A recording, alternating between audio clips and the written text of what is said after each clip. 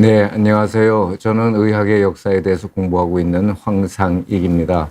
오늘 여러분들하고 나눌 이야기는 여기 화면에 이제 보일 텐데요. 큰 제목으로는 전통시대의 건강과 질병이라고 했고요. 작은 제목으로는 너무나 달랐던 출산의 모습, 그리고 왕위 계승이 어려웠던 까닭. 조선시대 출산에 관한 얘기입니다. 그 중에서도 특히 왕비의 출산에 대해서 말씀드리려고 합니다. 사실 저는 왕비의 출산에도 관심이 있지만은 더 넓게는 일반 백성, 일반 민중들의 출산에 대해서 더 관심이 많지만은 자료가 사실 거의 없습니다. 그래서 오늘 주로 왕실, 특히 왕비의 출산과 관련된 얘기를 하도록 하겠습니다. 우선 영화 한 편에 관한 얘기를 하겠습니다. 여러분들 혹시 무기여 자리거라라는 영화를 보신 적이 있으신지요? 아주 오래된 영화입니다. 1957년에 미국에서 제작된 영화인데요. 해밍웨이의 원작 소설을 영화로 만든 것이고요. 무대는 제1차 세계대전, 특히 이탈리아 전선에서 만난 남녀 간의 사랑을 중심으로 한 그런 영화인데요. 여자 주인공은 영국 여성이고 이탈리아 전선에 자원봉사를 나온 전문 간호사는 아니고 간호 일을 자원봉사하기 위해서 이탈리아에 온 영국 여성하고 남자 주인공은 미군 장교입니다. 이 남녀 간의 사랑이 싹트는데 전쟁통에 사랑을 나누기가 적절치 않아서 두 사람은 이웃 나라인 중립국 스위스로 피신을 하게 됩니다. 근데 이 영화를 제가 처음 본 것은 1965년이니까 이제 거의 60년이 돼 갑니다. 제가 중학교 2학년 때인 13살 때인데요. 그런데 그 영화 장면이 몇십 년 지나서 또 생생하게 제 머릿속에 남아 있습니다. 근데 그 제 머릿속에 남아있는 장면이 정말 사실 그대로인가 한 10년쯤 전에 영화 그 파일을 구해서 다시 봤는데 제 기억과 그렇게 크게 차이가 나지 않았습니다. 무슨 장면이길래 무슨 영화길래 그렇게 오랫동안 기억에 남는가. 영화 맨 마지막에 여자 주인공이 출산을 하는 장면이 있습니다. 근데 출산을 하다가 난상 끝에 목숨을 잃습니다. 출산 사망을 하게 되죠. 그게 어린 저에게 굉장히 충격이 컸던 모양입니다. 여성이 출산을 하다가 죽을 수도 있구나. 아마 제 그 감정이입을 했을지 모르죠. 혹시 제 어머니가 저를 낳다가 돌아가셨으면은 뭐 그런 일은 없었지만은 그러면 어땠을까 하는 그런 생각 때문에 아마 기억에 그게 늦게까지 오랫동안 남아 있었던 것 같습니다. 출산을 하다가 사람이 죽을 수 있다 하는, 사실 지금은 거의 찾아볼 수 없는 드문 현상이지만은 이 1차 세계대전 무렵인 지금부터 100여 년 전에는 그렇게 드문 일이 아니었습니다. 그러니까 여성들이 죽음을 각오하고 출산을 하던 시절이 있었다는 그런 얘기인 셈이고요. 오른쪽에는 여러분들 다 잘 아시는 주세붕의 오륜가 중에서 이런 구절이 있습니다. 아마 다들 아실 겁니다. 아버님 날 낳으시고 어머님 날 기르시니. 혹시 여기에 대해서 이상하다고 생각하신 적 없으신지요? 저는 이것도 한 중학교 2학년 때쯤에 이 구절을 보고서는 참 이상하다. 출산하는 것은 여성, 어머니가의 역할인데 왜 여기에는 아버지가 자식을 낳는 걸로 기록이 되어 있을까 참 의문이었습니다. 근데 머지않아서 제 나름대로 답을 구하게 됐는데요. 생물학적으로 자녀를 출산하는 것은 여성의 몫이지만은 여기 아버지가 자식을 낳는다는 것은 제 해석은 대를 잇는 것을 이렇게 표현한 게 아닌가 하는 생각이 듭니다. 지금은 그렇지는 않지만은 과거 전통 시대에는 대를 잇기 위해서 가문의 대를 잇기 위해서 여성들이 죽음까지도 각오하고 출산을 했다는 그런 얘기로 연결이 되는 것 같습니다. 여러분들 나혜석이라는 화가이면서 작가인 분을 아마 기억을 할 겁니다. 이 나혜석 씨가 1923년에 동명이라는 잡지에 모된 감상기, 그 어머니 된 그런 감상기인데 출산 과정을 자신이 경험한 그런 출산 과정, 특히 그 괴로움을 잘 표현했는데요. 남성인 저로서는 그냥 그런가 보다 하지 이렇게 실감할 수 없는, 뭐 체험은 전혀 할 수 없는 그런 얘기인데요. 뭐 잠깐 몇 구절을 보도록 하지요. 10분간에 한 번, 5분간에 한 번, 금세 목숨이 끊일 듯이나 그렇게 이상하게 아프다가 흐린 날 햇빛 나듯 반짝 정신 상쾌하며 언제 아팠는 듯 뭐라 그렇게. 자, 이제 표현을 보십시오. 쪽쪽 핏줄을 뽑아내는 듯 살금살금 살점을 저미는 듯 오장이 뒤집혀 쏟아지는 듯 도끼로 머리를 바스는 듯 그 출산의 고통을 이렇게 아주 적나라하게 묘사를 했습니다. 사람에 따라서 출산의 고통이 아주 심한 사람도 있고 그렇지 않은 사람도 있지만은 어쨌든 목숨까지도 각오하고 그렇지 않더라도 아주 심한 고통을 겪게 되는 게 출산입니다. 남성은 뭐 도저히 경험할 수 없는 그런 일인데요. 아주 고귀한 그 출산의 장면을 나혜석은 이렇게 묘사를 했습니다. 이번에는 성경, 구약 성경 한 구절을 보겠습니다. 여러분들 다 잘 아시는 그런 얘기인데요. 창세기 3장에 있는 얘기입니다. 여자에게는 이렇게 말씀하셨다. 나는 네가 임신하여 커다란 고통을 겪게 하리라. 너는 괴로움 속에서 자식들을 낳으리라. 아마 출산의 고통을 이렇게 표현한 것 같습니다. 맨 아래쪽을 보면은 남자에게 대해서는 너는 사는 동안 줄곧 고통 속에서 땅을 부쳐 먹으리라. 에덴 동산에서 평화롭게 또 행복하게 잘 살던 이브와 아담이 선악과를 하나님이 절대 건드리지 말라는 선악과를 따먹고서는 하나님에게 벌을 받고 에덴 동산에서도 쫓겨나고 또 여성은 출산의 고통을 지게 되고 남성은 노동의 고통을 갖게 됐다는 그런 창세기 얘기죠. 그러니까 아마도 이 구약 성경 창세기를 쓸 무렵에 사람들의 생각이 여성들의 출산의 고통, 여성들이 출산할 때 심한 고통을 겪게 되는 것은 아마도 원죄하고 관련이 있을 것이다 하는 그런 생각을 어떤 것을 표현한 것이라고 생각을 합니다. 마찬가지 얘기인데요. 여기 오른쪽에 있는 동상의 주인공은 제임스 영 심슨이라는 산부인과 의사입니다. 1800년대에 영국 에딘버러에서 활동하던 심슨이라는 산부인과 의사는 특히 여성들의 출산을 많이 거들었습니다. 산과 의사죠.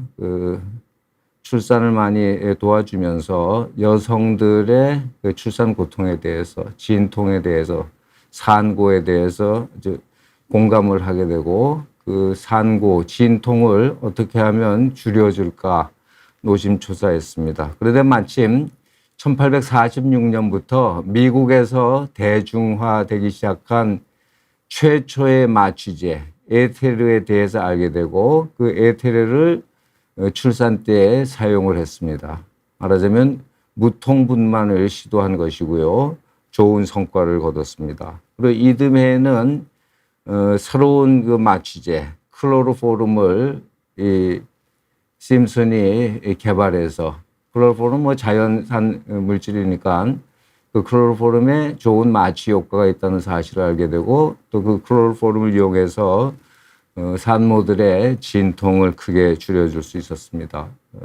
여성들, 산모들에게는 굉장히 고마운 그런 사람이겠죠. 근데 이런 심슨의 활동에 대해서 영국 사회는 어떻게 반응을 했을까요?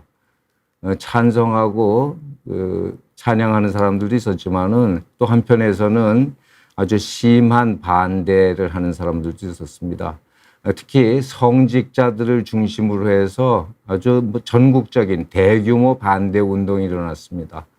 여성들의 고통을 줄여주는데 뭐 이렇게 반대할 일일까 생각할 수 있겠지만은 조금 전에 얘기했던 창세기 기조를 생각을 하면은 이 출산 때 여성들이 겪는 고통이라는 것은 하나님이 내리신 일종의 벌인데, 인간들의 원죄에 대해서 내린 벌인데 어떻게 인간이 하나님의 뜻을 거역하는 그런 일을 할 수가 있느냐, 그런 생각이 주가 돼서 아주 격렬한 반대 운동에 부닥쳤습니다.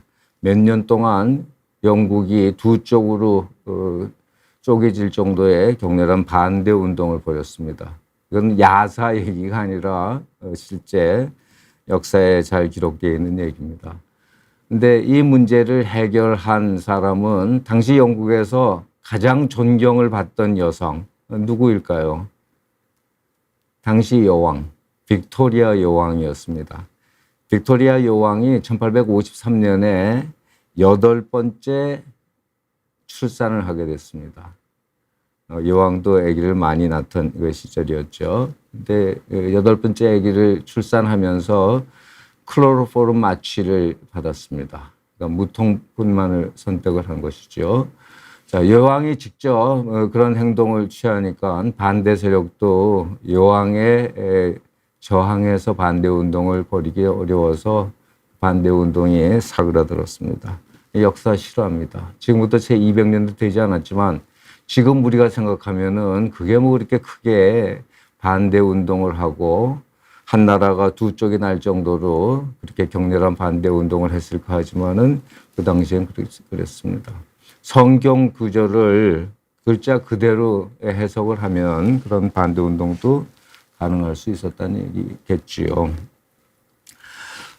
모성 사망비 들어보신 분들 많이 계실 겁니다. 출산과 관련해서 뭐 임신하는 동안 또 출산을 하면서 또 출산 때부터 6주 이내 그 기간 동안에 출산과 관련해서 사망한 것을 모성 사망이라고 그러고요. 그 비율을 모성 사망기. 출생아 10만 명당 사망한 그 산모수로 나타내는데요. 지금은 그 출생아 10만당 1년에 사망하는 여성이 우리나라의 경우 한 10명도 채 되질 않습니다. 그러니까 퍼센트로 얘기하자면 0.01%입니다. 그러니까 제로는 아니지만은 0.01%는 뭐 거의 없는 거나 마찬가지죠. 근데 지금은 그렇지만은 불과 몇십 년 전, 100년 전만 하더라도 모성 사망비가 대단히 높았습니다. 조금 전에 얘기했던 무기여 자리거라의 무대, 1910년대 그 무렵에 미국의 모성 사망비가 거의 1000에 가까웠습니다. 10만 명당 1000이니까 1%죠. 한 번 출산을 할 때 사망할 위험이 1%나 됐다. 자녀를 여럿 낳으면 5을 낳는다 그러면 평생 동안 출산하다가 죽을 위험이 5%나 된다는 얘기죠. 대단히 높은 그런 위험입니다. 과거에 그랬는데 이제는 뭐 선진국에서는 뭐 거의 없는 일이라 마찬가지가 됐습니다. 그런데 아직도 후진국에서 특히 내전을 겪는 이런 나라들에서는 과거 선진국이 경험했던 것보다도 훨씬 높은 모성 사망비를 보이고 있기 때문에 이 모성 사망비라는 게 세계적으로는 완전히 사라진 건 아니지만은 과거와는 크게 다른 모습을 보였다. 지금은 출산과 관련해서 큰 위험은 없지만은 과거에는 오늘 얘기하려는 그 전통시대, 조선시대에는 죽음에 이르는 무서운 그런 일이었다는 그런 걸 먼저 말씀을 드리겠습니다. 이 동의보감의 한 그 페이지고요. 왼쪽은 동의보감, 오른쪽은 언해태산지묘라 해서 동의보감의 중에서 그 산과에 해당되는 출산에 해당되는 부분을 허준이 한글로 언문으로 훈민정음으로 출간을 한 겁니다. 동의보감은 1613년에 처음 출간이 되죠. 그거보다 5년 앞서서 언해태산지묘라는 책을 냈는데, 동의보감에도 그렇고 언해태산지묘에도 전여위남법이란 그런 규절이 있습니다. 전여위남법. 엄마 뱃속에 있는 여자아이를 남자아이로 바꾸는 방법. 자, 오늘날은 가당치도 않은 얘기지만은 조선시대에는, 아니 그 이후까지도 이런 것이 가능하다고 생각을 했고 실제 그런 처치를 받기도 했습니다. 전여위남법, 언해태산지묘에는 이 한 부분이 나와 있고요. 동의보감에는 여러 얘기들이 있는데, 동의보감은 허준, 허준 혼자는 아니지만은 허준이 중심이 돼서 편찬해낸 책이죠. 아주 훌륭한 책이라고 그러는데, 사실 이 동의보감에는 허준의 독창적인 생각은 거의 없습니다. 그 내용은 대부분 그 당시까지 아주 훌륭한 유명한 것으로 알려진 의서에서 허준을 비롯한 그런 편찬자들이 중요하고 잘된 것들을 뽑아서 새롭게 편찬한 책이 동의보감입니다. 동의보감에 있는 그 내용은 과거부터 그 당시까지 내려오는 유명한 책들, 대부분 중국 의서들이죠. 중국 의서들 중에서 중요한 부분들을 뽑아서 편찬한 책인데, 이 전여위남법과 관련해서도 마찬가지입니다. 세이득효방, 의학인문, 부인 대전 양방과 같은 아주 유명한 의학책에서 전여위남, 뱃속의 여자아이를 남자아이로 바꾸는 방법을 추려서 정리한 것입니다. 그중에 한 부분을 본다면은 의학인문에 있는 그 얘기입니다. 닭이 알을 잘 깔 때를 기다렸다가 도끼를 닭 둥우리 밑에 달아매면 그 둥우리의 병아리가 모두 수컷이 되는 것을 볼 수 있다. 자, 지금 우리가 생각하면은 황당한 얘기로 여겨지는데요. 근데 당시에는 저게 진실이라고 생각을 했습니다. 자, 이거를 응용을 해서 산모의 자리 아래에다가 도끼를 이렇게 묻어두면은 뱃속에 있는 여자 아기가 남자 아기로 바뀐다. 그렇게 생각을 하고, 실제 아마 그런 시술 아니고 그런 방법을 사용을 했습니다. 동의보감에만 이런 것이 있는 게 아니라 실제로 그걸 활용했다는 그런 기록들이 있습니다.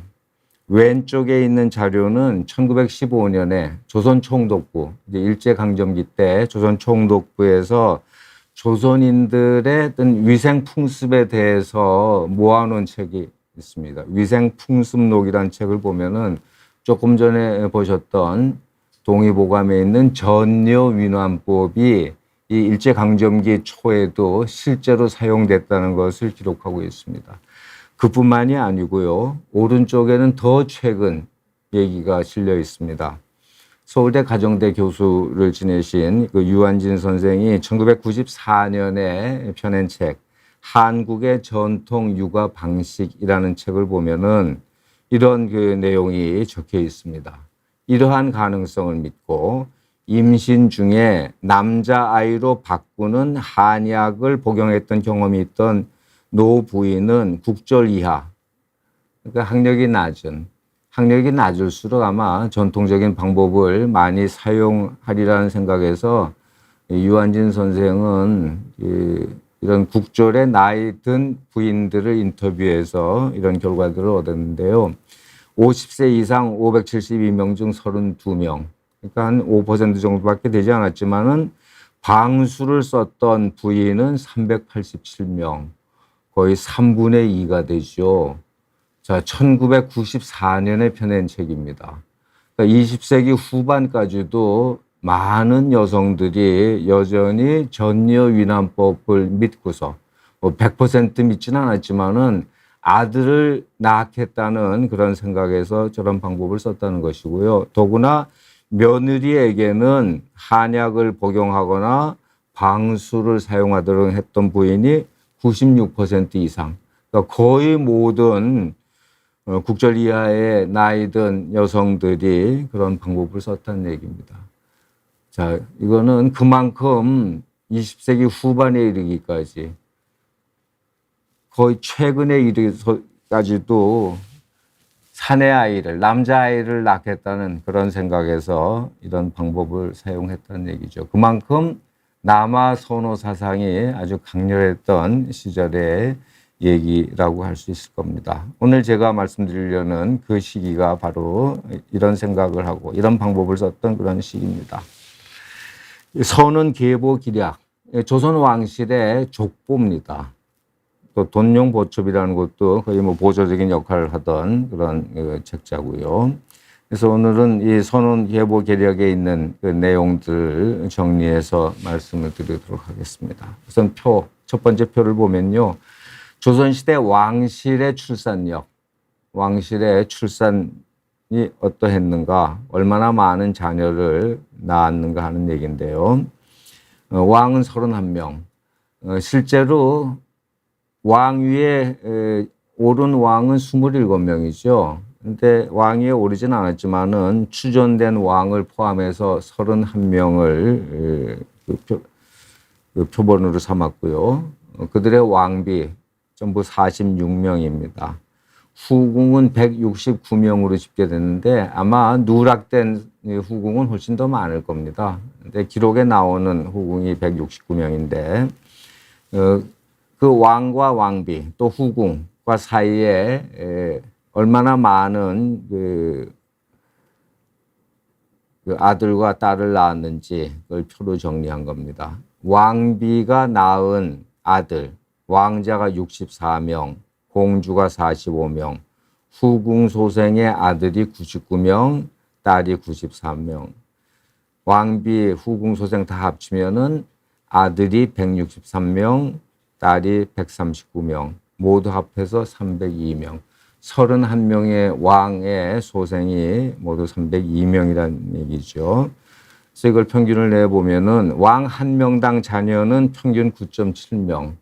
그러니까 왕비와 후궁이 여러 명이니까 자녀도 이렇게 많았겠죠. 근데 왕비 한 명당 출산 자녀는 2.4명, 후궁 한 명당 출산 자녀는 1.1명. 총 수는 후궁 소생이 더 많지만은 그건 후궁 수가 많으니까. 근데 1인당 출산 자녀 수는 당연히 왕비 소생이 많겠죠. 왕비는 왕하고 거의 평생을 같이 지내고 후궁의 경우에는 뭐 단 한 번의 만남으로 그친 경우들도 있고 해서 자녀 수가 아무래도 적을 수밖에 없을 겁니다. 자녀를 많이 둔 왕, 우리 드라마에서도 많이 보는 성종이 32명, 태종이 29명 뭐 이랬고 자녀가 없는 왕도 4명이 있었습니다. 단종, 인종, 경종, 순종. 이 사람들은 자녀가 한 명도 없었습니다. 왕 한 명당 자녀, 전체 평균은 9.7명인데 전기에는 13.6명. 우리 조선시대 역사를 보통 태조부터 선조까지를 전기라 그러고 광해군부터 순종까지를 후기라 그러는데 이 출산과 관련해서도 되게 그런 식으로 분류할 수 있을 것 같습니다. 그래서 태조부터 선조까지 전반기에는 왕 한 명당 자녀가 13.6명인데 후기에 접어들면은 6.1명으로 절반 이하로 뚝 떨어집니다. 여기에는 분명히 무슨 이유가 있을 텐데요. 뭐 여기에 대해 그런데도 불구하고 연구가 아직까지는 별로 이루어진 게 없는 것 같습니다. 사실 굉장히 중요한 문제인데요.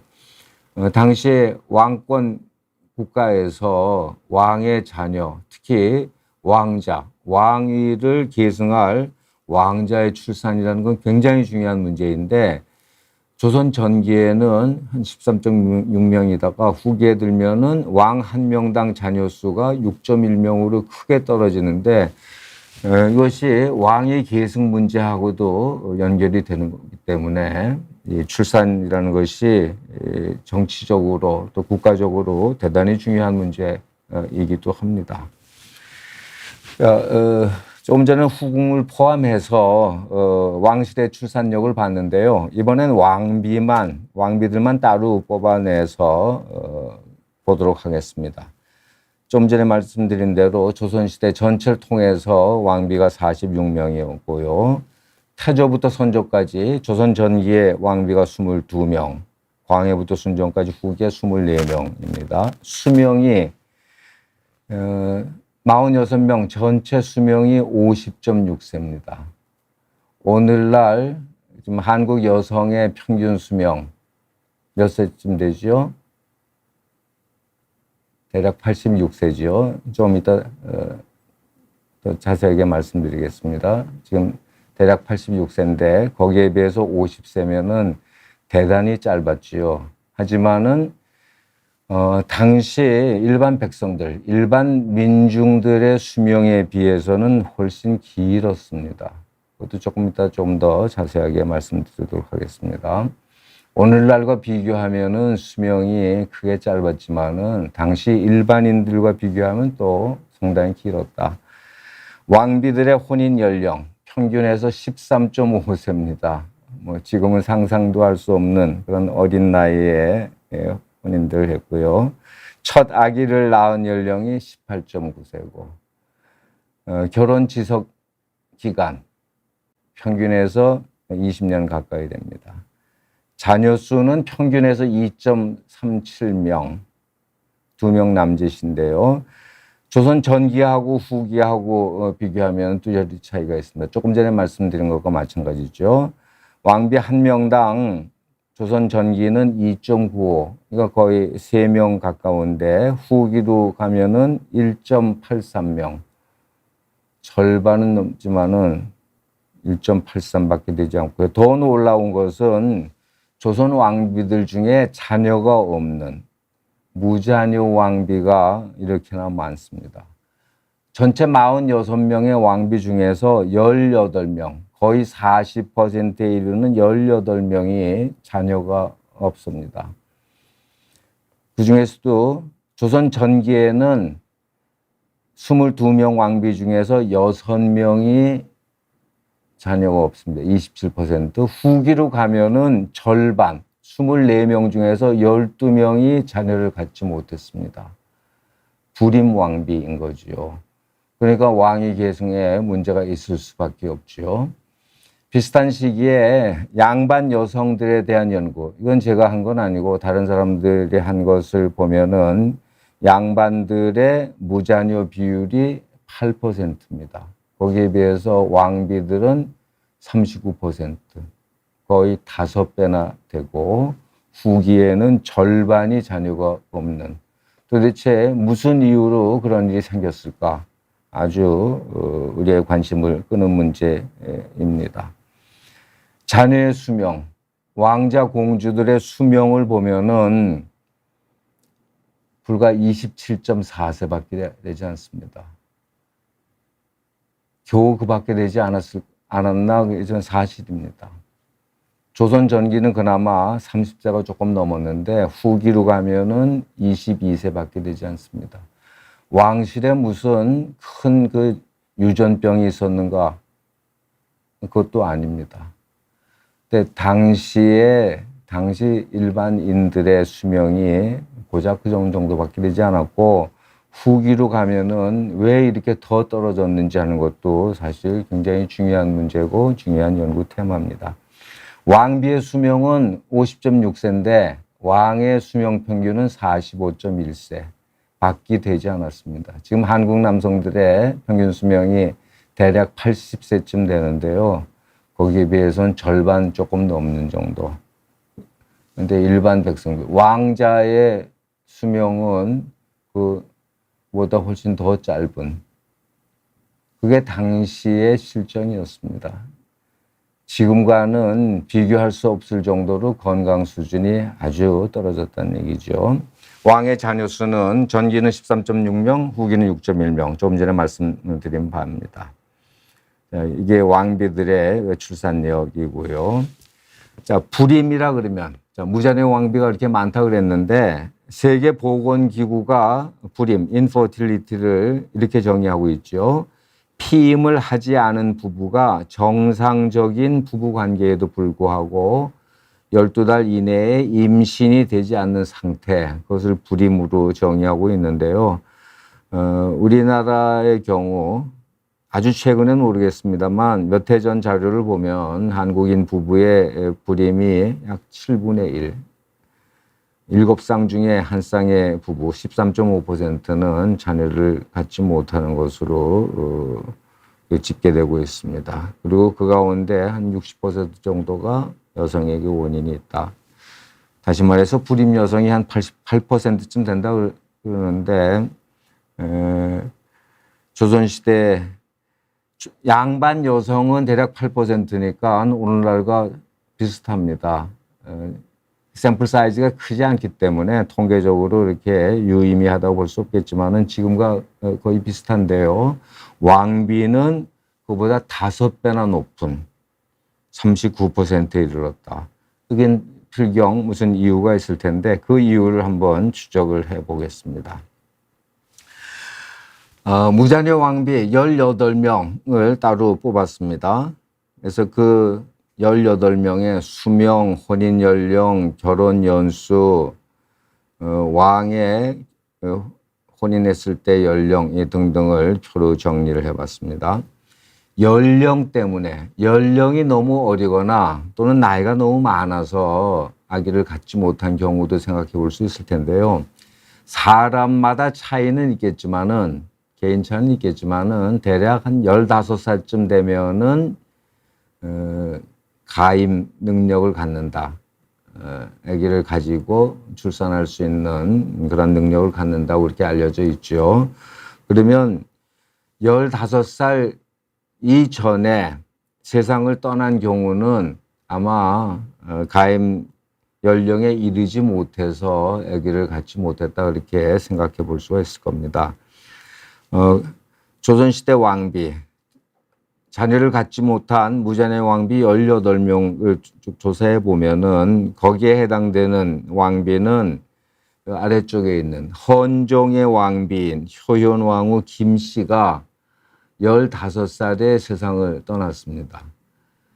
9살에 헌종과 결혼을 하고 6년 동안 결혼 생활을 하다가 15세 자녀를 갖지 못한 채로 세상을 떠나는데 아마 이 경우는 나이가 너무 어려서 아직 가임 연령에 이르지 못해서 아기를 갖지 못한 것으로 그렇게 추정할 수 있을 겁니다. 그 다음에 81세까지 살았지만은 단종의 왕비인 정순왕후 송씨는 단종과 헤어지고서도 60년 이상 살았습니다. 그래서 81세까지 조선 왕비 중에서 가장 오래 산 이런 왕비인데요. 14세에 결혼을 해서 3년 동안 결혼 생활을 하다가 단종은 희생이 되죠. 근데 17살까지 그 결혼 생활을 했지만은 아마 그 아주 정말 불안한 그 생활 속에서 자녀를 갖지 않거나 갖지 못한 경우 그렇게 해석할 수 있을 겁니다. 일단 나이가 너무 많은 경우, 왕비가 나이가 너무 많은 경우는 없고요. 대신 배우자인 왕이 나이가 많은 경우, 오른쪽에 노란색으로 표시한 영조의 계비, 두 번째 왕비인 정순왕후 김씨가 결혼을 했을 때 왕비는 14살이지만은 왕의 연령은 65세였습니다. 영조는 왕비에게서 자녀를 얻지 못했고 후궁에서는 이남 12녀를 얻었습니다. 14명이나 얻었는데 근데 마지막 그 자식을 본 건 61살 때입니다. 그러니까 65세 결혼하고서 자녀를 갖지 못한 것은 영조가 너무 나이가 많아서 그랬으리라고 생각이 됩니다. 어쨌든 그 왕비들의 불임률이 굉장히 높았다는 얘기입니다. 왕과 왕비가 갖고 있는 임무가 많을 텐데요. 그 중에서 가장 중요한 것 가운데 하나라고 그럴 수도 있을 텐데요. 왕자를 낳는 것입니다. 가정적으로도 그렇지만은 왕위를 계승하는 문제와 관련이 되죠. 그래서 특히 적장자를 왕비에게서 왕자를 얻어야지 왕권이 튼튼하고 따라서 국가 체제가 안전하게 유지가 될 수 있기 때문에 왕실에서는 왕비에게서 왕자가 태어나기를 간절히 바랐고 그를 위해서 많은 노력을 기울였습니다. 자, 무자네 왕비의 원인, 이유 가운데 연령 요인은 조금 전에 살펴봤고요. 질병 요인, 질병 때문에 자녀를 갖지 못하는 그런 경우도 있었을 텐데 기록에서 확인되는 것은 거의 없습니다. 하지만은 병 때문에 임신과 출산을 하지 못한 경우가 있었다 하더라도 그렇더라도 39%나 되는 높은 불임률을 설명하기는 어려울 겁니다. 최근에 우리가 잘 알고 있는 지식을 잠깐 살펴보겠습니다. 수정이라는 건 생명이 태어나는 것은 사람과 같은 그런 고등 생물이 태어나는 것은 우선 인간의 경우에 남성의 정자와 여성의 난자가 만나서 수정란을 만드는 데서부터 새로운 생명이 시작되죠. 그런 수정 현상을 알게 된 것은 1876년입니다. 독일의 동물학자인 헬트비 형제들에 의해서 그런 현상이 밝혀졌습니다. 지금부터 불과 150년도 채 되지 않은 얼마 멀지 않은 과거의 얘기고요. 그다음에 배란과 월경 주기에 대해서 우리가 알게 된 건 1930년이니까 채 100년이 되지 않습니다. 오기노라는 일본의 산부인과 의사가 그 월경과 배란 사이의 관계를 알게 됐습니다. 자, 왜 이런 말씀을 드렸는가 하면은 당시 조선시대, 전통시대에 아기가 생기는 그 과정에 대해서 자세히 알지 못했지만은 왕과 왕비가 만나서 잠자리를 해야지 아기가 생기는 그런 건 물론 알고 있었죠. 그러면은 언제 왕과 왕비가 만나서 잠자리를 같이 하는 합궁을 하는 것이 가장 좋은가? 우리 일반인들은 그냥 부부가 뭐 한 방에서 같이 이제 생활을 하는데요. 조선시대 왕실의 생활을 보면은 왕과 왕비는 거주하는 공간이 분리되어 있었죠. 필요할 때 만나게 되는데 잠자리를 같이 하는 것도 그냥 항상 뭐 일상적으로 하는 것이 아니라 합궁 날짜를 정해서 그 잠자리를 같이 하게 되는데 왕자를 갖기 위해서는 합궁 날짜를 잘 선택하는 거예요. 길이를 택하는 게 가장 중요했습니다. 그래서 합궁 날짜를 정하는 게 국가적으로 아주 중요한 문제인데요. 그 합궁 날짜를 어떻게 정하는가, 누가 정하는가, 그 책임자가 관상감의 실무 책임자가 참여하는 것은 하늘의 뜻을 살펴야 하기 때문에 그렇고요. 그다음에 왕비의 경도 상황을, 월경 상황을 잘 아는 제조상궁, 이 두 사람이 합의에 의해서 합궁 날짜를 정합니다. 근데 이 두 사람들이 자의적으로 결정하는 것이 아니라 이미 정해진 원칙에 따라서 정하게 됩니다. 수태가 가장 잘 되는 날. 그것을 의학적으로 이미 알고 있었던 동의보감에 적혀 있는 그런 날짜, 거기서 권하는 대로 하게 됩니다. 아까도 말씀드렸다시피 이 동의보감에 있는 내용들은 허준의 독창적인 생각이 아니고 주로 중국의 의학책에 나오는 것들인데요. 이 중에 의학 정전을 보면 월경이 끝난 후 1일, 3일, 5일에 성생활을 하면 남자가 되고 2일, 4일, 6일에 성생활을 하면 여자가 된다. 이 시기가 지나면 임신이 되지 않는다. 오늘날 우리가 생각하는 것과는 굉장히 차이가 있죠. 오늘날 생각과 달리 전통시대에는 동서를 막론하고 월경에 대해서 비슷하게 해석을 했습니다. 어떻게 해석했는가 하면은 여성들의 몸에 한 달 동안 쌓인 노폐물 또는 뭐 불순물 이런 것을 몸 밖으로 내보내는 그런 현상이라고 생각했습니다.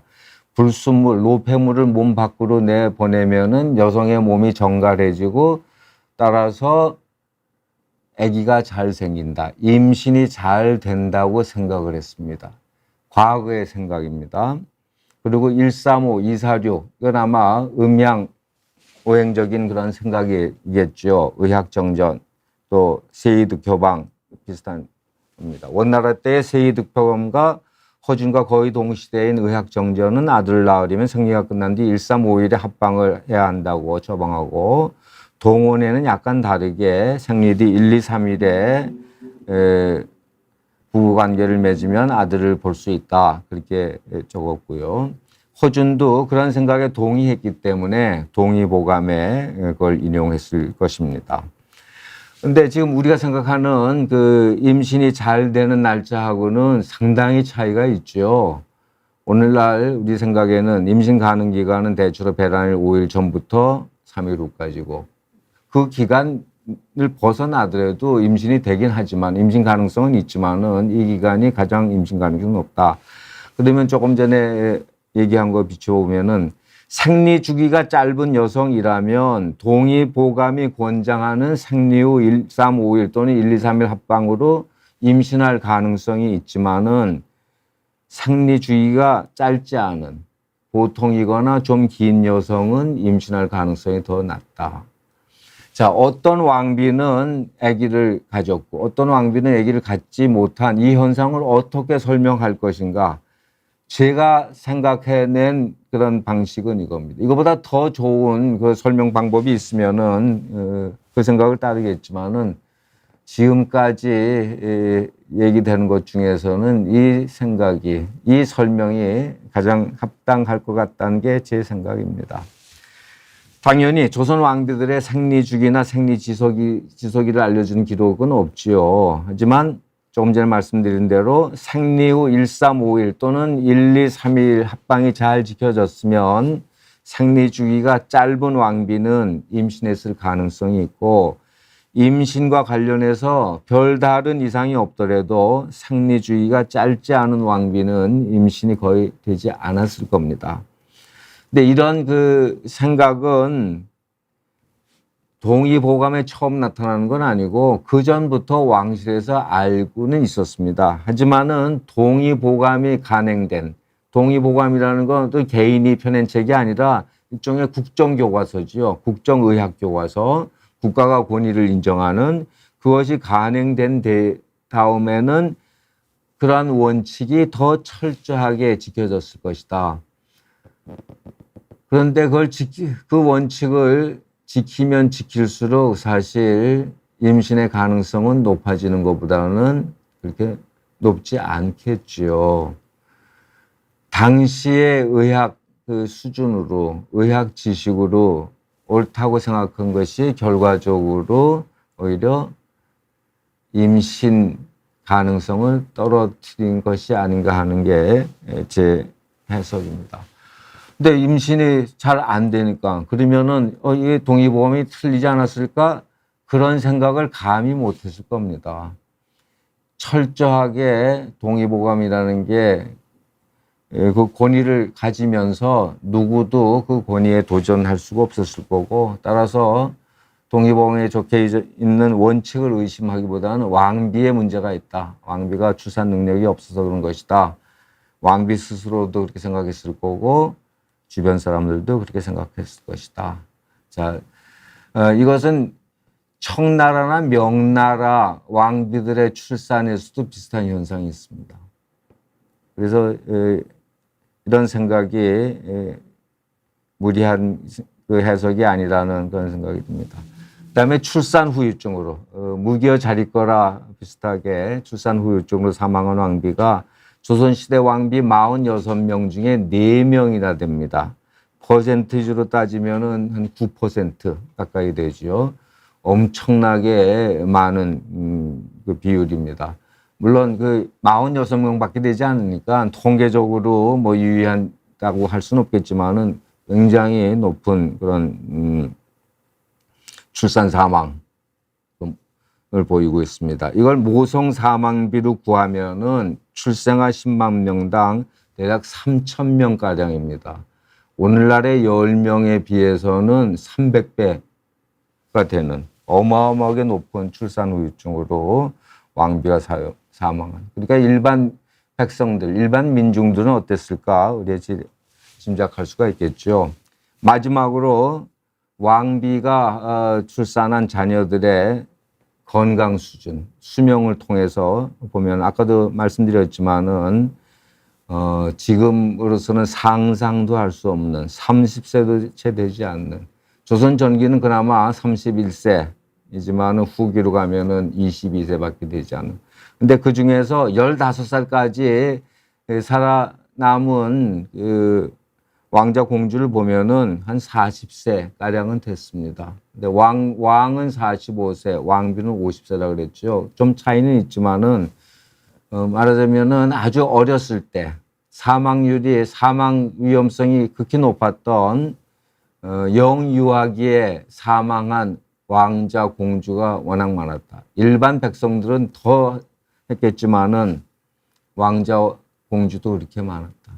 자, 일반 백성들의 건강 수준이 어땠는지, 수명이 어땠는지를 더 알고 싶은데 그런 자료는 사실 거의 발굴된 게 없습니다. 따라서 그 왕실의 건강 상태나 무슨 출산과 그 상태를 미리 파악을 해보는 것이죠.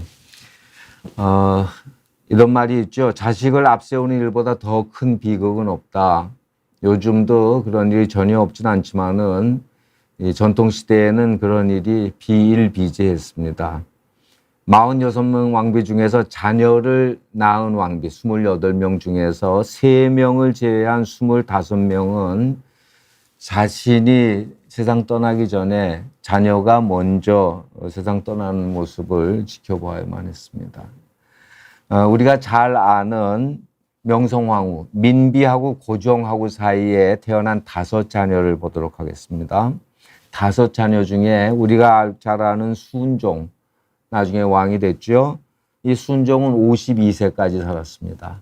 그밖에 못 살아서 하겠지만은 당시에는 그래도 오래 산 셈이고요. 나머지 왕자 공주는 한돌이 되기 전에 첫째는 4일, 첫째 공주는 222일, 그 다음에 13일, 108일 만에 세상을 떠났습니다. 이게 명성황후 민비의 일만이 아니었습니다. 왕실에서 드물지 않게 보는 일이었죠. 명성황후 민비에 대해서 많은 얘기들이 있지만은 개인적 삶을 보면 출산과 관련한 그 개인적 삶을 보면은 민비의 20대는 출산을 하고 그 태어난 아기가 죽는 모습을 보는 것이 민비의 삶이었습니다. 마지막으로 허난설헌의 한시 한 구절 우리말로 번역한 겁니다. 지난해 사랑스러운 딸 아이 잃고 올해는 사랑하는 아들 잃었네. 슬프디 슬픈 광릉 땅에 아기 무덤 둘이 마주보며 서 있다네. 응당 너희 남매의 혼들은 밤마다 서로 따르며 논이느냐. 비록 뱃속에 아기가 선다 한들 어찌 잘 자라기를 기약하느냐. 자, 허난설은 자신도 26살의 세상을 떠나지만은 20살도 안 된 그 더 어린 나이에 딸과 아들을 연이어 잃습니다.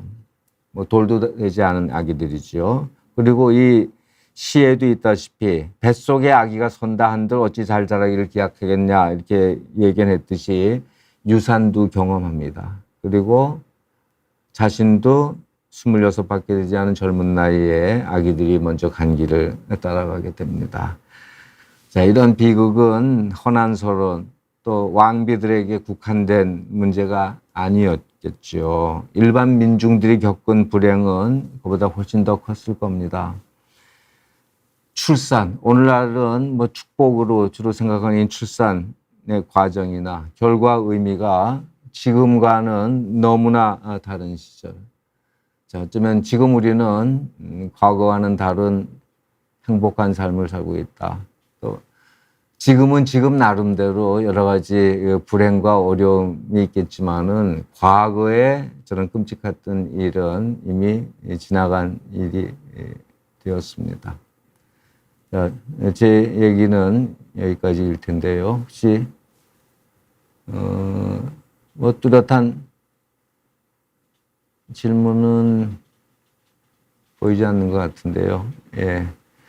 오늘 그 왕비들의 출산을 통해서 지금과는 사뭇 다른 전통시대, 조선시대의 그 건강, 또 질병에 대해서 살펴봤습니다. 경청해 주셔서 감사합니다. 마치겠습니다.